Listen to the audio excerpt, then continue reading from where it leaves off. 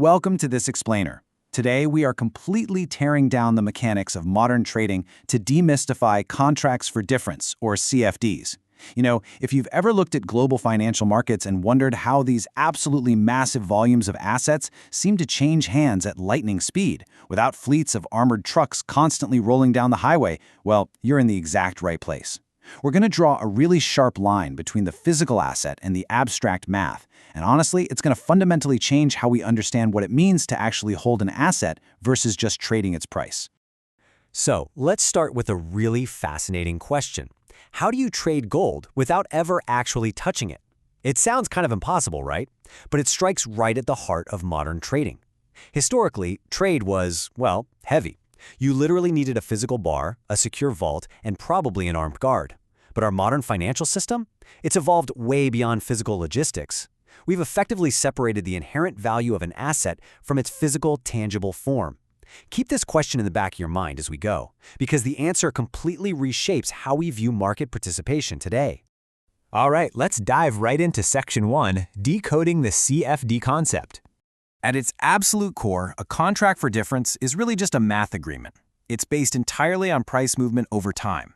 Literally, it is exactly what the name implies, an agreement to exchange the difference in the price of an asset from the exact moment you open the contract to the moment you close it. But notice what's completely missing from that transaction. Yeah, actually acquiring the asset itself. It is a fully self-contained digital contract. If the price goes up between your entry and exit, that difference is exchanged. If it goes down, well, the difference flows the other way. It's pure market movement, distilled right down into a totally frictionless math equation. That brings us right to Section 2, Ownership versus Price Speculation. Let's picture the heavy, logistical reality of buying physical gold. You've got to secure a trusted seller, take physical delivery, and then you're paying for secure storage and insurance. It's tangible, sure, but it's a friction-heavy process that ties up extra capital. Now contrast that with opening a CFD position. There's no delivery, no armored truck, no vault. There is literally just a real-time price feed and a digital agreement. It is the exact same underlying asset, but we're approaching it from a universe built entirely on speed and execution rather than physical possession. And here is the kicker. When you trade CFDs, you have absolutely zero ownership of the underlying assets. None. Whether you're tracking a precious metal like gold, a digital currency like Bitcoin, or shares in huge corporate stocks, you are not a shareholder and you are not a coin holder. You don't have voting rights, and you definitely don't own a shiny vault. Your one and only focus is speculating on which way the price is going to move. The asset acts solely as a reference point for your contract, while the actual physical reality of that asset stays completely out of the equation. So, why do people do it? Let's get into Section 3, the appeal of CFDs. The real difference here simply comes down to the friction of market entry.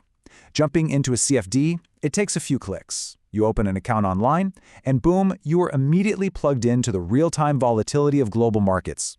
On the flip side, acquiring physical assets means you have to find a physical broker, verify authenticity, and handle all those costly, slow-moving logistics we talked about. The contrast in time and capital efficiency is just massive. One route is instantaneous and totally digital, while the other demands significant, real-world coordination that can seriously slow down a fast-moving trading strategy. Ultimately, contracts for difference absolutely strip away the massive barriers of traditional spot markets. Traditional markets, where you actually take delivery, come with all these built-in hurdles that tie up your resources just managing the asset itself. By removing the burden of ownership entirely, CFDs create a highly streamlined pathway. It's a mechanism specifically built for individuals whose main goal isn't to stockpile physical assets in a safe, but rather to directly and efficiently capture the ever-shifting price movements of the global economy. So, as we wrap up this explainer, I want to leave you with this provocative thought to really ponder about the nature of modern wealth. In today's fast-paced economy, is holding the physical asset more valuable, or is capturing its price movement the real prize? It directly challenges our traditional, old-school notions of market participation. Is the asset itself the true prize, or is it just the math behind its movement? Thanks so much for joining me today. I really hope this deep dive into CFDs has brought a whole new level of clarity to your understanding of modern market mechanics.